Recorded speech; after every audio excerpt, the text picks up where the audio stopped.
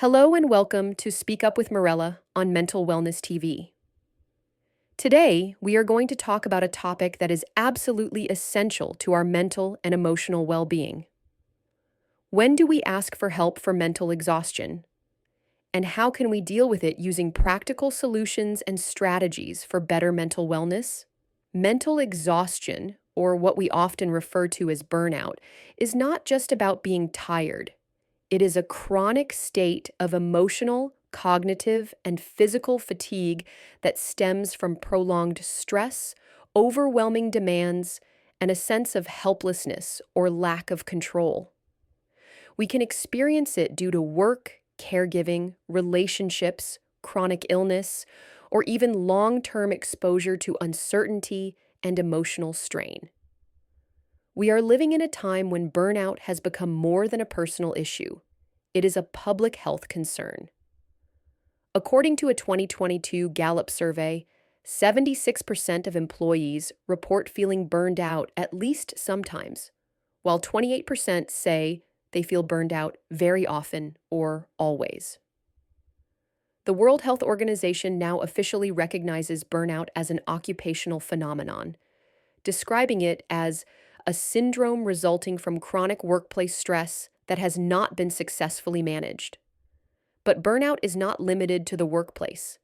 It can affect students, parents, healthcare workers, and even those recovering from trauma or emotional upheaval. It touches every area of our functioning: our sleep, concentration, motivation, relationships, and even our physical health. So the question is, when do we know it's time to ask for help? And even more importantly, how do we do it without guilt, fear, or shame? Let us begin by understanding the signs of mental exhaustion. Often we overlook them or dismiss them as temporary tiredness. But mental exhaustion has specific emotional and physical symptoms that we need to pay close attention to.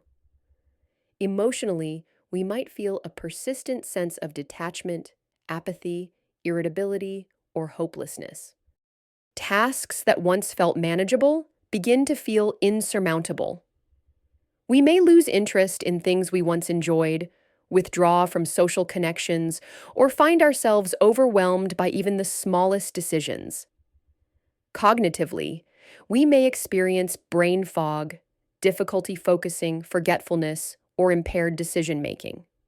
We might notice that our creativity, problem-solving, and emotional regulation are compromised. Physically, mental exhaustion often shows up as insomnia or oversleeping, chronic fatigue, headaches, muscle tension, digestive issues, or lowered immunity.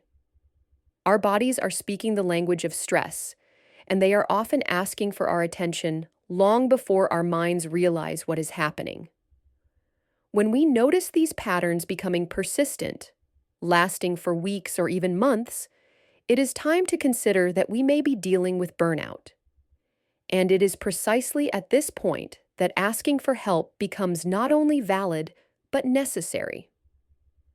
Let us now look at what help can look like and how we can seek it safely and effectively. Help does not have to begin with a therapist or a mental health professional, although that is a crucial resource.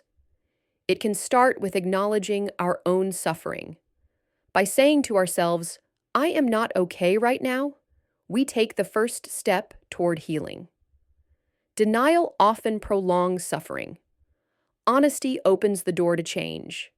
Then we can begin to build a network of support. This can include trusted friends or family members, mentors, or colleagues who can listen without judgment. We do not need to have all the words or explain everything perfectly. Sometimes simply saying, "I feel overwhelmed and I need support," is enough. When the symptoms of burnout become chronic or interfere with our ability to function, then professional help becomes essential. Psychologists, counselors, and therapists are trained to help us identify the root causes of burnout, develop coping strategies, and rebuild inner resilience. Therapy offers a structured and confidential space to process what we are experiencing, without pressure, without pretense. There is no shame in reaching out. In fact, seeking help is a powerful act of self-respect. It means we value our well-being enough to invest in it. Now, let us explore specific, evidence-based strategies for managing mental exhaustion. These tools can help us recover, reset, and rebuild. One of the most powerful interventions is setting boundaries. Burnout thrives in environments where we say yes too often, overextend ourselves, or take on responsibilities that drain rather than nourish us. We need to identify where our limits are and communicate them clearly. This might mean reducing our workload, saying no to additional obligations, or asking for flexibility in our schedule. The research on boundary setting is clear. A 2018 study published in Frontiers in Psychology found that employees who practiced assertive communication and boundary setting reported significantly lower levels of burnout and stress. Equally important is rest and recovery. Mental exhaustion cannot be healed through willpower or productivity. We need to prioritize true rest, which means not just sleep, but activities that replenish us emotionally and spiritually. This might include quiet time, nature walks, reading, music, meditation, or simply doing nothing. Mindfulness practices are also incredibly effective in reducing mental fatigue.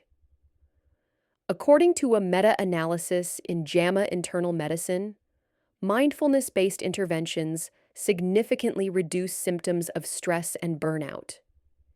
Even 10 minutes a day of mindful breathing or body awareness can begin to calm the nervous system and rebuild our mental clarity. Another essential component is nutrition and hydration. Our brains are sensitive to deficiencies in key nutrients. Omega-3 fatty acids, B vitamins, magnesium, and antioxidants support healthy brain function and reduce inflammation caused by stress.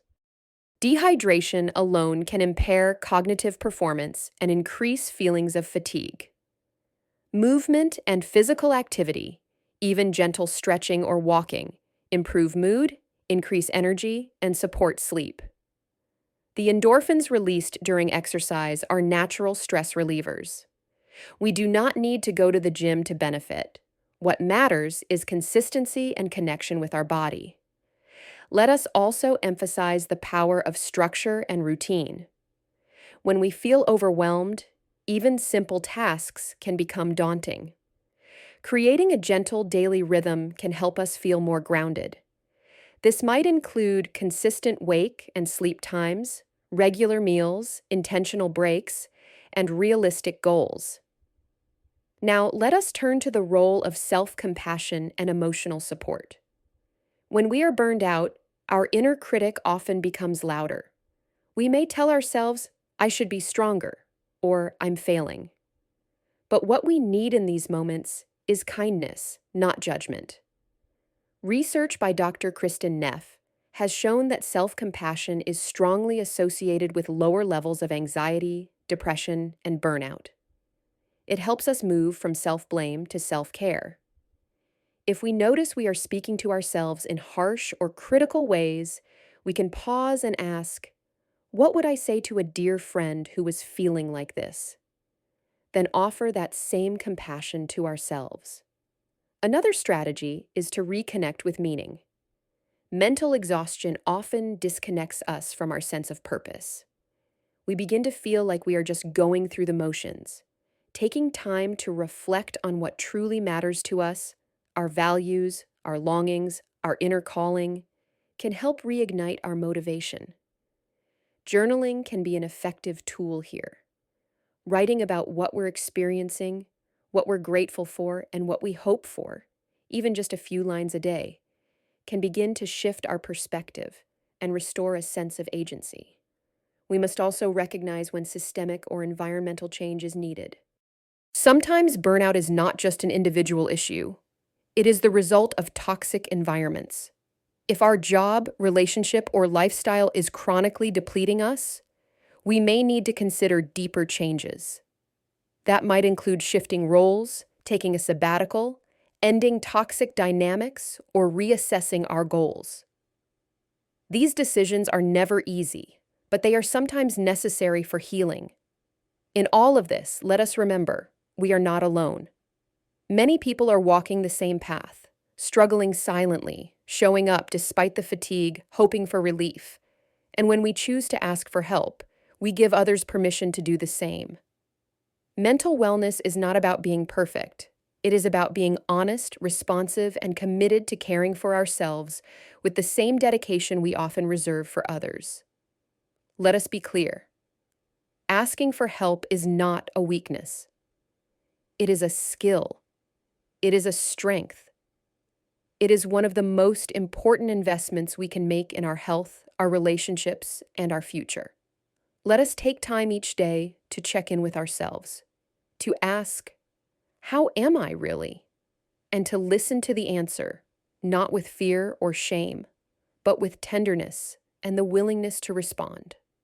Let us create lives where rest is not a reward, but a right, where we honor our limits, where we seek support not only when we are breaking, but as a part of regular care.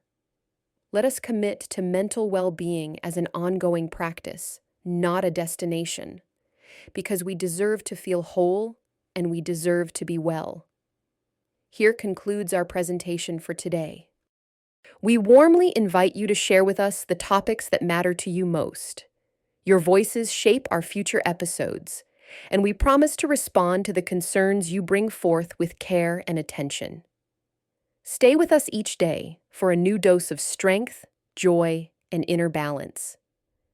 And if you haven't already, we invite you to visit our website and explore the specialized collections we've curated for every dimension of mental and emotional wellness.